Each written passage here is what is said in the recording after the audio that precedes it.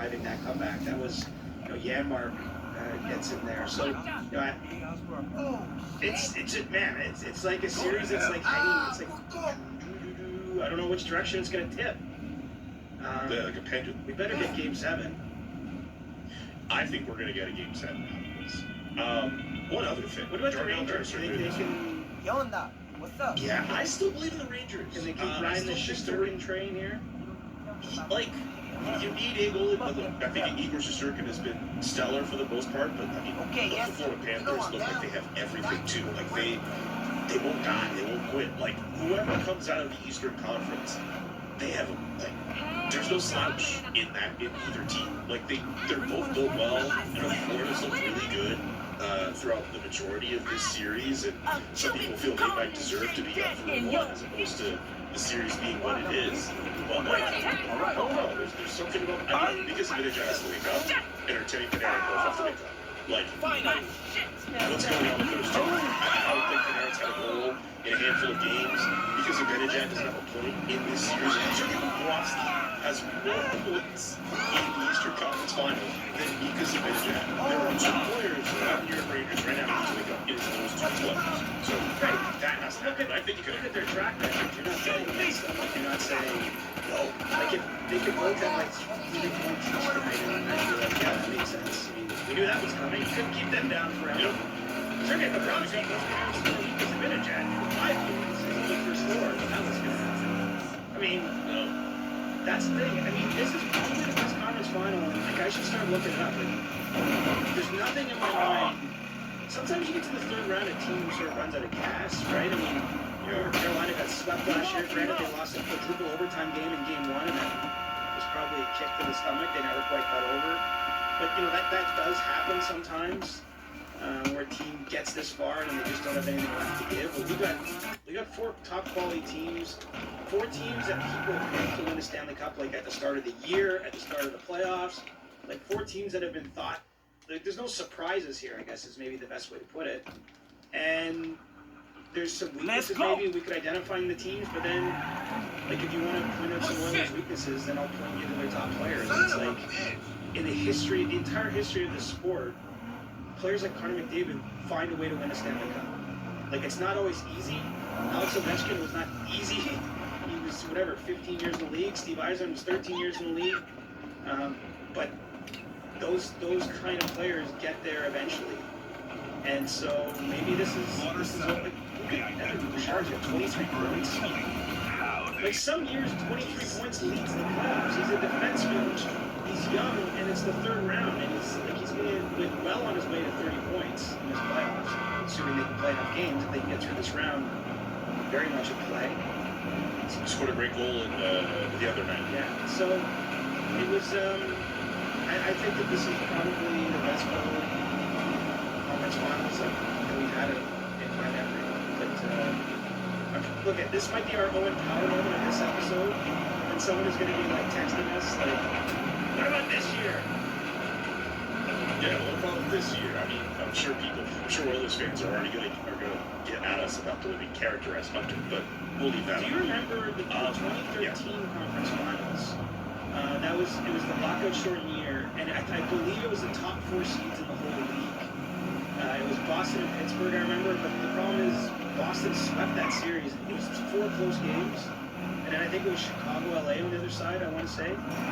But did that end in overtime? Did that Chicago-LA series end in a Game 7? No. There was an overtime goal, I want to say. Or I'm misremembering. No, I don't think it was that one. The problem is they played a few series. No, the one that ended in overtime was 2014. The next year, LA won in Game 7 in overtime. Yes. But anyway, so my point is, like, even when we've had the 4 best seeds at times, like the 4 absolute best regular season teams in the conference final, it doesn't always produce compelling conference finals because, it's a weird game. But we might get 2 Game 7s out of these series, and that feels about right. Just looking back at it, Boston sweeping Pittsburgh, that's the year the Penguins, I think, got Drew McGinley in that trade. He was supposed to go to Boston, he ends up going to Pittsburgh.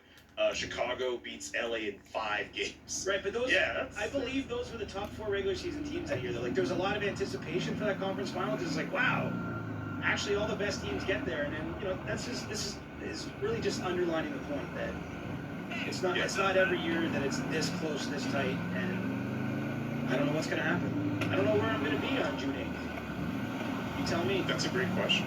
I don't have a crystal ball. I can tell you. I believe you. I can tell you where I'm not going to be is Edmonton, because they would be the road team in any scenario. Mm-hmm. So that's the only place I can't be on June 8th. That's fair. Darnell Nurse, what did you think of what do you think of his postseason so far, and what do you think of how he handled his media availability earlier this week, which was very short and to the point?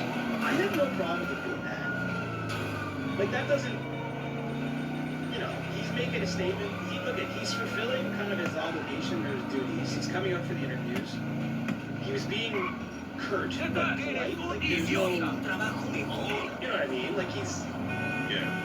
And then he ended it himself. Like, I had no problem with it. I mean, look, he was making his own statement, but he wasn't, you know, hiding behind the PR guy or saying, I'm not coming out or whatever. So, like, I don't mind it. Look, he's under a lot of fire. And,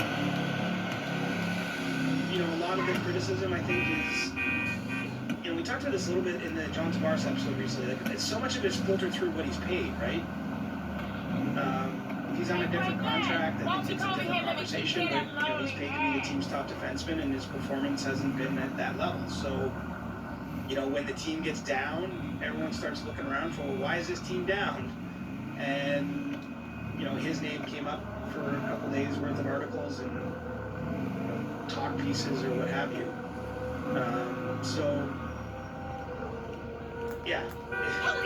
Look, this is the playoffs. It's like, I think this is totally normal on both sides, and I really have no problem with him coming out and giving a little shade, and then, you know, the others won the game.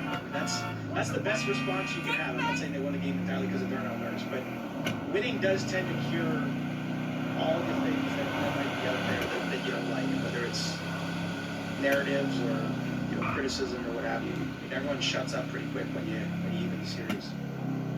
Yeah, well, another thing I want to get to from that series, it's the fact that Darnell Nurse was being carved up by the Edmonton Meat, as Kevin Bieksa referred to them the other night on Hockey Night in Canada.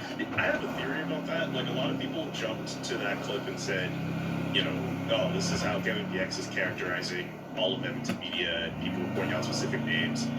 Look, just listening to how he says it, he says Edmonton Heat, and then he says that's what I think of media.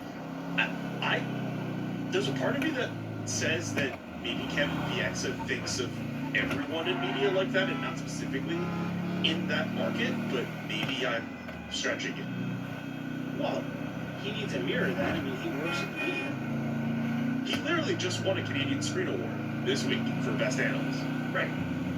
But I'm just saying that, yes, he does a different job than a reporter who's day-to-day, you know, on the ground covering the Oilers, you know, at every practice saying this lineup change is happening. Like, his job is quite different. He's analyzing the sport from a studio in Toronto. But he's still part of the media. And yeah, he is now. I think he thought that more, maybe because he was a player, and maybe that's what he thought about more as a player, and because we still see him in that lens, it's funny to see him characterize media this way. Yeah.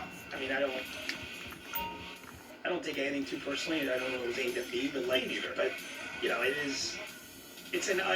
look, I get why it's popular out there to do that. Like, I'm sure that satisfied a huge hunger on hockey Twitter. People think we're all idiots and they can do the job.